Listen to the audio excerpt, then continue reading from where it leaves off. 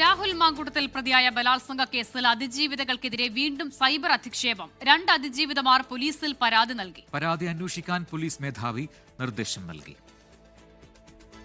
രാഹുൽ മാങ്കൂട്ടത്തിൽ പ്രതിയായ ബലാത്സംഗ കേസിലെ 2 അതിജീവിതമാരാണ് സൈബർ ആക്രമണത്തിൽ പരാതി നൽകിയത്.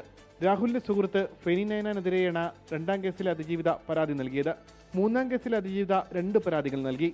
നിയാസ് മലബാറി അടക്കമുള്ളവർക്കെതിരെയാണ് ഈ പരാതിയിൽ കുറ്റം ആരോപിക്കുന്നത്. അന്വേഷണ ഉദ്യോഗസ്ഥർ പോലീസ് ആസ്ഥാനത്ത് യോഗം ചേർന്ന് പരാതിയിൽ അന്വേഷണം നടത്താൻ തീരുമാനിച്ചു. ആദ്യ പരാതി ക്രൈംബ്രാഞ്ച് ഡിവൈഎസ്പി അന്വേഷിക്കും. 2ഉം 3ഉം പരാതികൾ കാസർഗോഡ്, പത്തനംതിട്ട സൈബർ പോലീസ് അന്വേഷിക്കും. പ്രാഥമിക പരിശോധന നടത്തിയ ശേഷമാകും കേസെടുക്കുക. കർശന നടപടിയെടുക്കാനാണ് സംസ്ഥാന പോലീസ് മേധാവിയുടെ നിർദ്ദേശം. നേരത്തെയും സൈബർ ആക്രമണത്തിൽ അതിജീവിതമാർ പരാതിയുമായി രംഗത്തെത്തിയിരുന്നു. 24 തിരുവനന്തപുരം.